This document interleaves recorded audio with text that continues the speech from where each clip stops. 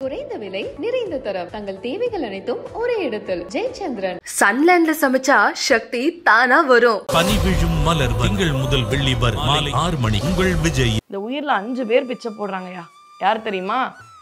காத்து மூச்சா கொடுக்குதான், நீர் பஞ்சபூதங்கள் இருக்குல்ல, நீர் ரத்தமா எனக்கு கொடுக்குதான், மண் சதையா கொடுக்குதான். தீராத பிரச்சனைகளுக்கெல்லாம் கலியுக வரதன் கந்தக்கடவுள் அவன் ஆட்சி புரியும் திருச்செந்தூருக்கு போய், குறிப்பா பௌர்ணமி, தீராத பிரச்சனை, கடன்ல இருந்து வராதவங்க, நோயில இருந்து விடுபடணும், அப்படி இருக்கிறவங்க அந்த மடிப்பிச்சை எடுத்து அந்த பிச்சை வந்த அந்த பணத்தையும் அங்கேயே யாருக்காவது வாங்கி கொடுத்துட்டு நீங்க வந்தீங்கன்னா, ஏய் முருகா நீ கொடுத்ததுடா, அதை தானே கொடுத்தேன், அதெல்லாம் பரவாயில்ல, அந்த குரத்திக்கு அதுதான் ரொம்ப பிடிச்சிருக்கான், நாளைக்கு கொடுக்குறியா, இவ்வளவுதான். அடுத்த நாள் தயக்கத்தோட அரசி கிட்ட போய் கேட்கிறானா. நான்றதை இழந்தா அந்த முருகனே நமக்குள்ள வருவான். அந்த நான்றதை அடைச்சுன்னு இருக்கனாலதான் முருகனால உட்கார முடியல. ஏன்னா அந்த திருச்செந்தூருக்கு, செந்தூர்னா என்ன தெரியுமா? சேந்தன் இல்லம். சேந்தன்னா குழந்தை, முருகன் அவனுடைய வீடு அது. நிறைவா கிளி வடிவம் எடுத்து முருகனுக்குள்ள போகிறதுக்கு முன்னாடி அருணகிரி பாடின நிறைவான வார்த்தை குருவாய் வா.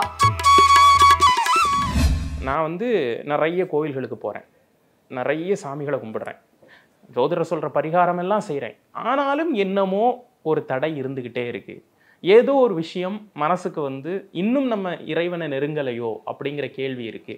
அப்படிங்கிறது என்னுடைய கேள்வி மட்டும் கிடையாது, பார்த்துக்கிட்டு இருக்கக்கூடிய நிறைய அன்பர்களுடைய கேள்வியாகவும் இருக்கு. உங்களுடைய பதில்? அதாவது ஒரு மார்க்கத்துல நம்ம இறைவனை அடையலாம். அதுல கிரியைன்னு இருக்கு. கிரியை மீன்ஸ் ஆக்ஷன்.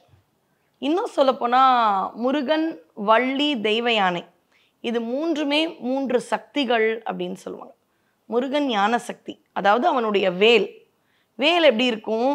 ஆழ்ந்து அகன்று நுண்ணிய ஒரு ஞானம், அறிவுனா அப்படிதான் இருக்கணுமா. டீப் நாலேஜ், வைட் நாலேஜ், ஷார்ப்பாக இருக்கணும். இதை தான் மாணிக்கவாசகர் திருவாசகம் சிவபுராணத்தில் ஆழ்ந்து அகன்ற நுண்ணியனே அப்படின்னு சிவபெருமான சொல்கிறார். சிவ வடிவம் தானே முருகன், சிவனுடைய அருள் தான் முருகன். அப்போ முருகனுடைய வேலாயுதம் ஞான சக்தி. ஆசை ரொம்ப பிடிச்சு கட்டின்றார் வள்ளிய, அவ இச்சை, ஆசை, இச்சாசக்தி.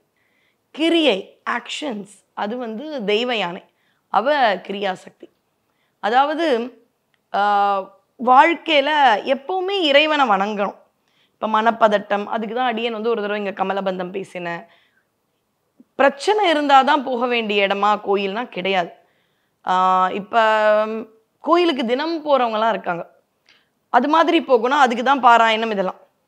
இப்போ பிரச்சனை பெருசு, மாற்றவே முடியலை, உடல் ரீதியாகவோ பண ரீதியாகவோ, இது எல்லாத்துக்குமே காரணம் முருகனுடைய சம்ஹாரத்துக்கான அடிப்படை என்னன்னா அகங்காரம்னு ஒன்று உண்டு. இந்த பெரிய விரல் இருக்குல்ல நம்ம கையில், ஆணவம், இது கர்மம். கர்மம்னா கடமை. அதனால்தான் மாப்பிள்ளை மச்சான் மோதிரம்லாம் இதில் தான் மாற்றிப்பாங்க கல்யாண சமயத்தில். குட்டியாக இருக்குது ஆனால் ரொம்ப பெருசு, மாயை. இது 3த்தையும் நம்ம விட்டுட்டோம்னா இதுதான் கடவுள், பரமாத்மா, ஜீவாத்மா அடங்கி போய் அவரோட சேர்ந்துடும். அப்போ பெரிய விஷயம் இந்த 3த்துல மும்மலங்கள்னு சொல்கிறாங்க. அதுதான் சரஸ்வதி கையில் இருக்கிற சின்முத்திரை, தட்சிணாமூர்த்தி கையில் இருக்கிற சின்முத்திரைன்னு. இந்த சின்முத்திரையில் இருக்கிற 3 மலங்களில் ரொம்ப பெருசு எதுனா ஆணவம், அகங்காரம். இப்போ எனக்கு அகங்காரம் இல்லைன்னு நான் சொல்லுவேன். நம்ம எல்லாருமே அப்படி தானே நினைப்பேன். இப்போ உங்களுக்கு எவ்வளோ தன்மையாக இருக்கீங்க, அகங்காரம் கிடையாது. ஆனால் ஏதோ ஒரு இடத்துல நம்முடைய சில பாசிட்டிவ் ஒரு நல்ல தன்மை, 4 பேர் இவன் ரொம்ப அன்பாக இருப்பான் வீட்டுக்கு வந்தான்னு சொன்னாலே 5வது தடவை அது என்னையும் அறியாமல் அப்படின்ற நான் கொடுத்துருது. அந்த நான் வர்றதே தெரியாது. உணவில் கூட நான் கெட்டதுன்னு இப்போ சொல்ல ஆரம்பிச்சிட்டாங்க. அப்போ அந்த நான் எப்போ வரும்னே தெரியாது, ஆனால் நம்மையும் அறியாமல் வந்துடும். அதுக்கு நிறைய பேர் ஆங்கிலத்தில் இருக்குது. அதில் முக்கியமாக ஈகோ அப்படின்லாம் சொல்லுவாங்க. கொரோனாவே பார்த்தீங்கன்னா இறைவன் எல்லாம் உன்னால் முடியுமா, இதை மாற்றேன் அப்படின்னு கொடுத்ததோன்னு தோணும். இழப்புகள் நிறைய, ஆனால் ஏதோ ஒரு படிப்பினை இருக்கணும்ல.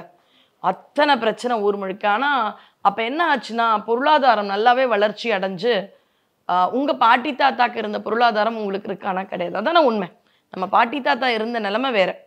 ஆனா இன்னைக்கு அப்படி கிடையாது. ஆனாலும் நமக்கு 2 குழந்தைகளுக்கு மேல பெத்தெடுக்க எல்லாருக்குமே பயம், பள்ளி கட்டணம் அதெல்லாம் இருக்கு.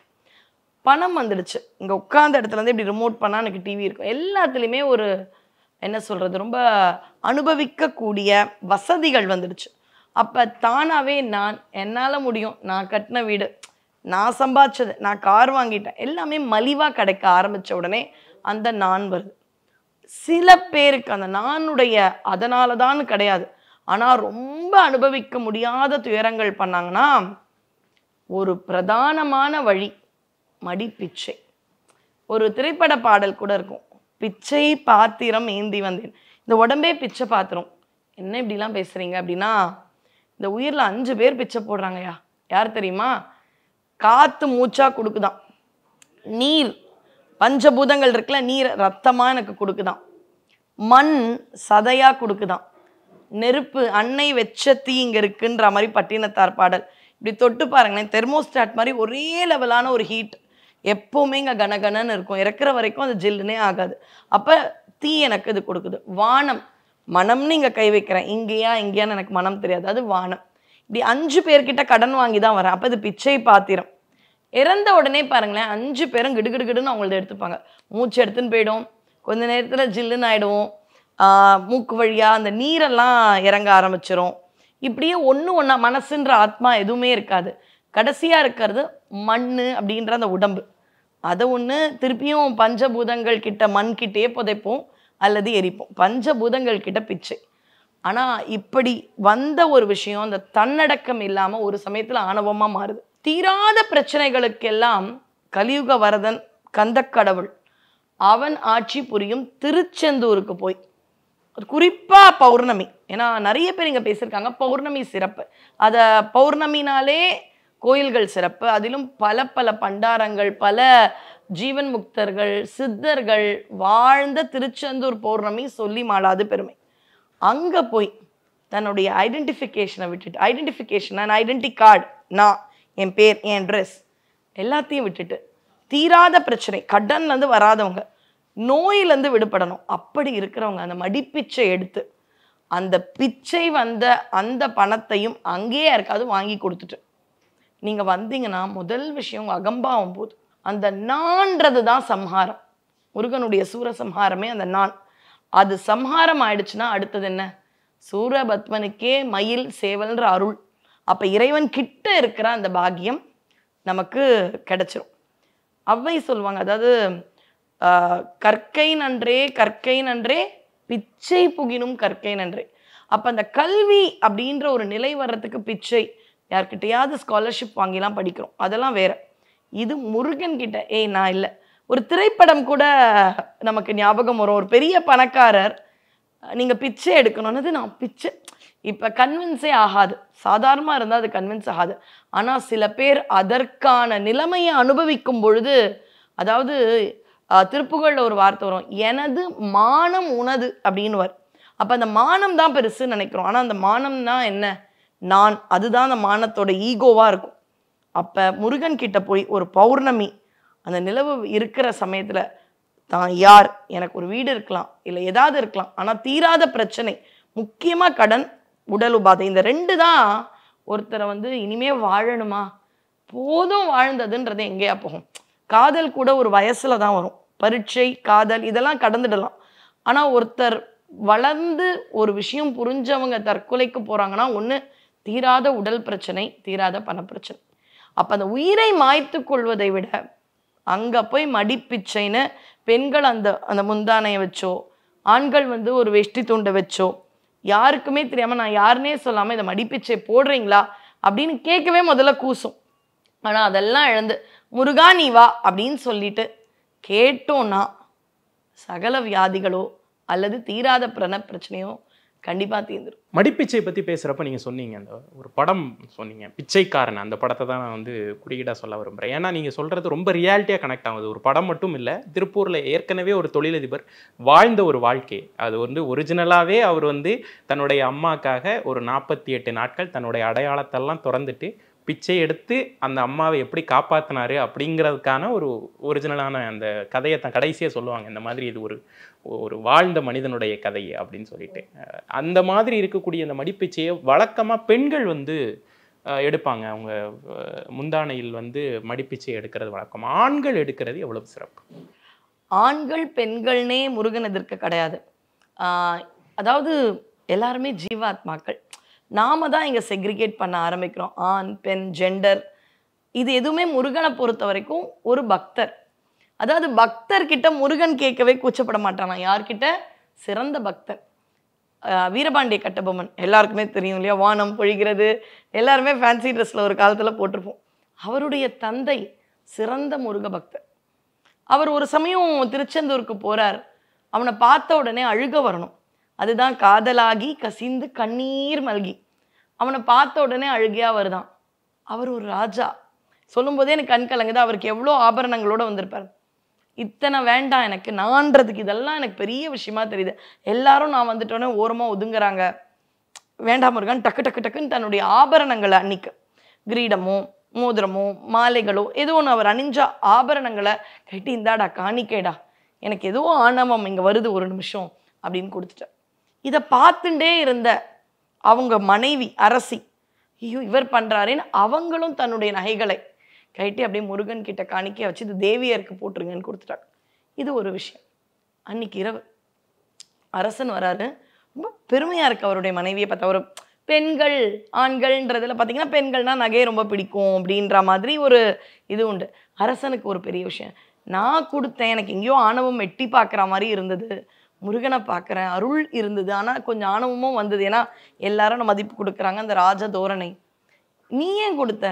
எனக்கும் இருக்கும், எனக்கும் நகையெல்லாம் பெருசு இல்லை, நானும் உங்கள் மனைவி இல்லையா, முருகன் தான் பெருசு எனக்கும் அப்படின்ட்டு உடனே அந்த பதிலில் ரொம்ப இம்ப்ரெஸ் ஆகி அடுத்த நாள் என்ன பண்ணுறாரு, விலை உயர்ந்த முத்துக்கள் பவளம் இதெல்லாம் ஆர்டர் பண்ணி ஒரு பதக்கம் பண்ணி மனைவிக்கு கொடுக்குறார். இந்த அதை நீ போட்டுக்கோ, உன் நகையெல்லாம் கொடுத்துட்ட. இருக்கும் நம்மள மாதிரி கிடையாது, அரசர்கள் நாங்கள் கஜானால இருக்கோம்.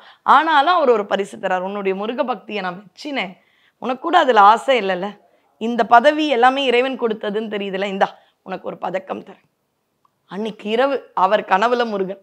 முன்னாடிலாம் முருகர் கனவுல வருவாருங்க, ஏன்னா பள்ளியறை பூஜை பார்த்துட்டு தூங்குவோம். ஆனால் இன்னைக்கு நம்ம நிறைய கேளிக்கைகளில் தான் தூங்குறோம், மொபைல் டிவின்னு. அப்போ எப்படி முருகர் வருவார்? நினைப்பு அதை பற்றியே இருந்தால் அந்த விஷயங்கள் வரும். அதனால தான் அன்றைக்கெலாம் பார்த்தீங்கன்னா சட்டு சட்டுன்னு கடவுள்லாம் கனவுல சொன்னாங்க அப்படின்ற அருளாளர்கள்லாம் நிறைய பேர் இருக்காங்க. அன்னைக்கு இரவு முருகன் பேசுகிறார், உன்னுடைய மனைவிக்கு போட்டிய விலை உயர்ந்த பதக்கம் அதை கொஞ்சம் கூட என்னோட குறத்தி கேட்குறா அப்படின்னு விளையாட்டா சொல்கிறார். முருகா நீ கொடுத்தது, இவர் பேசுகிறாராம். சில சமயம் கனவெல்லாம் நிஜமாக நடக்கிற மாதிரி ஒரு உணர்வு. முருகா நீ கொடுத்ததுடா, அதை தானே கொடுத்தேன், அதெல்லாம் பரவாயில்ல, அந்த குறத்திக்கு அதுதான் ரொம்ப பிடிச்சிருக்கான், நாளைக்கு கொடுக்குறியா, இவ்வளோதான். அடுத்த நாள் தயக்கத்தோடு அரசிக்கிட்ட போய் கேட்குறாராம். முருகன் கேட்குறாரு அந்த பதக்கத்தை, இந்த மாதிரி ஒரு கனவு வந்தது, தரியான்னு கேட்கல. உடனே அவ கைட்டி அதை அப்படியே சுத்தப்படுத்தி முருகனுக்கு காணிக்கையா கொடுங்க. அப்படின்னா என்ன? முருகனே பக்தன் கிட்ட தரியா அப்படின்னு கேட்குறார். ஏன்னா அவர் சொன்னார், நான் ஆண்டி தானே, நான் உனக்கு கொடுத்தாலும் நான் ஆண்டி தான், அந்த குறத்தி கேட்குறா கொஞ்சம் கூட அப்படின்னு முருகனே கேட்கும் பொழுது, எல்லாம் கொடுத்த முருகனுக்கு நம்முடைய நான் ஐடென்டிட்டி தொலைக்க ஒரு நாள் எல்லாரும் பண்ணணுமா தேவையில்லை. தீர்க்க முடியாத பிரச்சனைகள்ல இருக்கிறவங்களுக்கு எதனால தீர்க்க முடியாத பிரச்சனைகள்? நான் ஜோதிடர் இல்லை, ஆனா ஜோதிடம் என்ன, அந்த சமயத்துல அவங்க உடம்பால மனசால வாட்டிடணும். அதான தீவினை கர்மா, எந்த பேர் வேணாலும் வச்சுக்கோங்களேன். அப்ப உடம்பால இல்லை மனசால கஷ்டப்படணும், அசிங்கப்படும். அதை நானே ப்ராஜெக்டா எடுத்து முருகனுக்கு சந்தோஷமா பண்ணிடுறேன். அப்ப இது மாதிரி பண்ணும்பொழுது என்னுடைய தீவினை குறைஞ்சிடும், அப்ப நன்மைகள் நடக்கும். இது எனக்கு தெரிஞ்சு ஒருத்தர் அவங்க வாழ்க்கையில செஞ்சு வெற்றி பெற்றது. அவங்க பேரை நான் சொல்ல விரும்பல, ஆனா அவங்க வாழ்க்கையில தன்னுடைய நான் என்பதை இழந்து, இத்தனைக்கும் வீடெல்லாம் உண்டு, கார்லாம் உண்டு, ஆனா அவங்க குடும்பத்துல ஒருத்தருக்கு உடல்நிலை சரியில்லைன்றதுக்காக இதை பண்ணாங்க. நிஜமாகவே அது நடந்தது. அதனால யோசிங்க, நான்றதை இழந்தா அந்த முருகனே நமக்குள்ள வருவான். அந்த நான்றதை அடைச்சுன்னு இருக்கனால தான் முருகனால உட்கார முடியல அப்படிலாம் யோசிச்சு திருச்செந்தூர் கடற்கரை பௌர்ணமி, முருகா திருச்செந்தூரா நீயே கதின்னு அந்த மடிப்பிச்சை எடுக்கும் பொழுது நான் அழிகிறது. அந்த சூரபத்மன் எனக்குள்ள இருக்கிறவன் அழியிறான். அழிஞ்சா அங்க முருகன் வருகின்றான், அவனுடைய அருள் நிறம். கேட்கவே ரொம்ப சிலிர்ப்பா இருக்குது. திருச்செந்தூர் அப்படின்னு சொன்ன உடனே உங்க மனசுக்கு இது நம்ம மக்கள்கிட்ட கண்டிப்பா கொண்டு போய் சேர்க்கணும் ஏதாவது வச்சிருக்கீங்களா? கைவசம் இந்த விஷயத்தை நம்ம கண்டிப்பா சொல்லிடணும் அப்படின்னு சொல்லிட்டு. இந்த மடிப்பிச்சை எல்லாம் தீராத பிரச்சனைக்கு மக்களுக்கு கொண்டு போய் சேர்க்கணும் அப்படின்னா, உண்மையாகவே என்னுடைய அலுவலகத்தில் இருக்கிறார், அவர்கிட்ட அனுமதி கேட்டுட்டேன். அவர் பேரே செந்தில். அவர் ஒரு பிரச்சனையை சொல்கிறார், உடல் நிலை சம்பந்தப்பட்ட பிரச்சனை. அப்போ நீ ஒரு தடவை திருச்செந்தூர் போயிட்டு வந்துடுறியா? அப்படியா? நான் போனதே இல்லைன்னார். எனக்கு ரொம்ப ஆச்சரியமாக இருந்தது. அப்போ செந்தில்னு பெயர் கொண்டு தமிழர்கள் இன்னும் திருச்செந்தூர் போகாதவர்கள் இருக்காரா? ஏன்னா அந்த திருச்செந்தூருக்கு, செந்தூர்னா என்ன தெரியுமா? சேந்தன் இல்லம். சேந்தன்னா குழந்தை, முருகன் அவனுடைய வீடு அது. சேந்தன் இல் அப்படின்னா நான் கேட்கறது வந்து மடிப்பிச்சை அளவெல்லாம் தீராத பக்தி, நான் தொலைகிற ஒரு கட்டம். அடிப்படையாக கேட்கறது என்னன்னா, திருச்செந்தூரை வாழ்க்கையில் ஒரு தடவையாவது போயிட்டு வாங்க. இதே மாதிரி தான் இன்னொரு நேர்காணலில் திருச்செந்தூர் பற்றி சொல்லும்பொழுது ஒரு அன்பர் மட்டும் அதுக்கு ஒரு கமெண்ட் எழுதினார். திருச்செந்தூர் போயிட்டு வந்து ரொம்ப கஷ்டப்பட்டமா, நீ பாட்டுக்கு சொல்லிடாத அப்படின்னார். அது கூட எதனால் அப்படின்னு என்னுடைய குரு கிட்ட கேட்கும் பொழுது, திருச்செந்தூர் போன உடனே முதல்ல போகிறதுக்கே அனுமதி கிடைக்கணும். அவ்வளோ சீக்கிரம்லாம் நீங்கள் கிளம்பலாம் முடியாது. அப்படி ஈவினிங் போனீங்கன்னா இங்கே சென்னையிலேருந்து ஒரு 4 மணிக்கு ஒரு ட்ரெயின் இருக்குது, நீங்கள் ஏறிடுங்களேன் அவ்வளோ சீக்கிரம். முருகனுடைய அனுமதி இல்லாமல் முதல்ல ஒரு இடத்துக்கு போகிறதே கஷ்டம். அதை மீறி போய் ஒரு கஷ்டம் வருதுன்னா சொல்கிறது எளிது, ஆனால் நானுமே நிறைய கஷ்டப்பட்டிருக்கேன். எதனாலனா என்னுடைய அந்த தீவினைகள் குறையுது. போன உடனே ஒரு கஷ்டம்னா, இன்பம் பெருகுவதற்கு என்னுடைய துன்பம் குறையணும். துன்பம்னு ஒன்று இருந்தால் தான் இன்பமே தெரியும். அப்போ அந்த துன்பத்தை கொடுத்து தீவினைகள் கழியப்படும். அதனால் திருச்செந்தூருக்கு ஒரு தடவை போகணும். நீங்கள் சொல்லும் பொழுது இன்னொரு தோழி அவங்க சொன்னது, ஏன்னா அடியேன் வந்து சொற்பொழிவுகளை சில முருக பக்தர்களை சந்திக்கிறேன். அவங்க பேர் திருமதி கோமதி, பெருங்களத்தூரில் இருக்காங்க. என்னுடைய பள்ளி தோழி, 12th வரை என்னோட படித்தாங்க. பள்ளி முதல் மாணவி.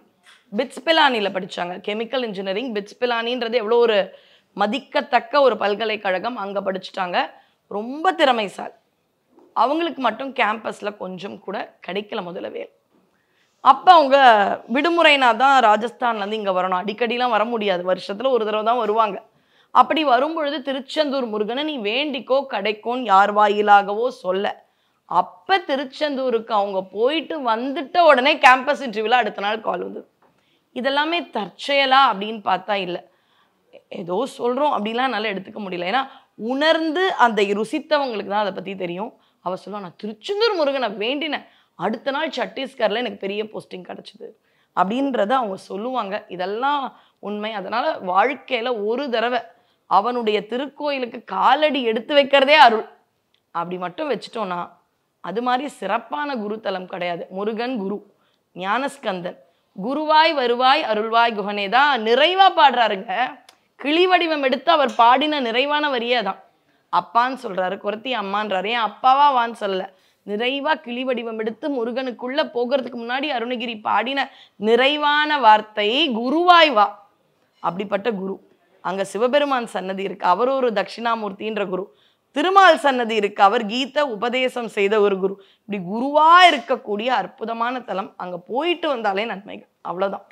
திருச்செந்தூர் வந்து முருகர் பெருமான் போர் செய்த இடம். ஒரு நண்பர் கூட கேட்டிருந்தார், வீரபாகு பற்றி பேசிகிட்டு இருக்கும்போது நிகழ்வில் வந்து முருகர் யுகம்னு சொல்லிட்டு ஒரு நிகழ்வை நம்ம கலாட்டா டிவைன்லேருந்து ஏற்படுத்திடணும். அப்போ வீரபாகுக்கு கோயில் இருக்கா அப்படின்னு கேட்குறப்ப நான் அதை வந்து பகிர்ந்திருந்தேன். என்ன அப்படின்னா, வீரபாகு வந்து ஒரு கட்டத்தில் வந்து சூரபத்மனை நெருங்கவே முடியாத ஒரு கட்டம். இது கூட நம்ம அந்த படத்தில் கூட வந்திருக்கும், அருமையாக எடுத்திருப்பாங்க. கந்தன் கருணை படத்தில் வந்து இந்த இதே இருக்கும். நீங்கள் கேட்டதுக்கான நீங்கள் சொன்னீங்க இல்லையா, திருச்செந்தூர் போனப்போ கஷ்டங்கள் அப்படிங்கிறப்ப இவர் வந்து கேட்குறாரு, என்ன நம்ம வந்து இவ்வளவு ஒரு படைபலத்தோடு இருக்கோம், முருகா நீ வந்து போர் புரியிற, ஆனாலுமே ஏன் இவ்வளவு இன்னல்கள் நமக்கு, நம்ம படையே சோர்ந்துறதே அப்படின்ன உடனே முருகர் டப்புன்னு ஒரு வேடை போடுவார், இன்னலுக்கு பிறகுதான் இன்பம் அப்படின்னு. அதுலேயே வரும். அதுதான் திருச்செந்தூருடைய தத்துவமோ அப்படின்னு நினைக்கிறேன். இனி நம்ம போகிறோம், நமக்கு கஷ்டங்கள் அதிகம் வருதுன்னா அடுத்து கிடைக்க போகிற ஒரு மிகப்பெரிய நிலைத்த மகிழ்ச்சிக்கான ஒரு சிறு ஒரு வழிதான் இந்த துன்பமோ அப்படின்னு எனக்கு தோணுது. நீங்கள் தான் சொல்லணும். இல்லை கண்டிப்பாக. ராமர் கூட கம்பராமாயணத்தில் இந்த குஹன் கிட்ட சொல்கிறார். குஹன் சொல்லுவா, நீ போகாத ராமா, என்கிட்டயே இருந்துறேன், 14 வருஷம் உள்ள டீப் ஃபாரஸ்ட்லாம் போகாத. ஏய், துன்பம்னு ஒன்று இருந்தால் தானே எனக்கு இன்பமே புரியும். பணக்கார குழந்தைக்கு துன்பம்னா தெரியலனா அது இருக்கிறது இன்பம்னே தெரியாது. நமக்கெல்லாம் அடிச்சு போட்டு வந்தாச்சு, ஆனா துன்பம்ன்ற ஒன்று இருந்தால்தான் இன்பத்தின் அனுபவமே கிடைக்கும். அந்த இன்பத்தின் அனுபவத்தை கொடுக்கறதுக்கு துன்பம் கொடுக்கிறாருன்னு எடுத்துக்க கூடாது. என்னுடைய தீவினையை குறைக்கிறார், அவ்வளவுதான். அதனால செந்தில் ஆண்டவனுடைய பாதங்கள் அப்படி இருக்க பிடிச்சிட்டோன்னா அவ்வளவு பெரிய விஷயம். எங்க வீட்டிலலாம் ஒரு 200 வருஷத்து முருகர் படம் இன்னும் இருக்கு. முருகன் பெருமை சொல்லிகிட்டே போகலாம். நிறைய விஷயங்கள் சொல்ல சொல்ல இனிக்குதடாங்கிற மாதிரி முருகருடைய பெருமைகளை பேச பேச இனிக்கும். உங்களுடைய நேரத்திற்கு நன்றி. நன்றி. குறைந்த விலை நிறைந்த தரம், தங்கள் தேவைகள் அனைத்தும் ஒரே இடத்தில். ஜெயச்சந்திரன். சன்லேண்ட்ல சமைச்சா சக்தி தானா வரும். பனி விழும் மலர் திங்கள் முதல் வெள்ளி வரை மாலை 6 மணி. உங்கள் விஜய்.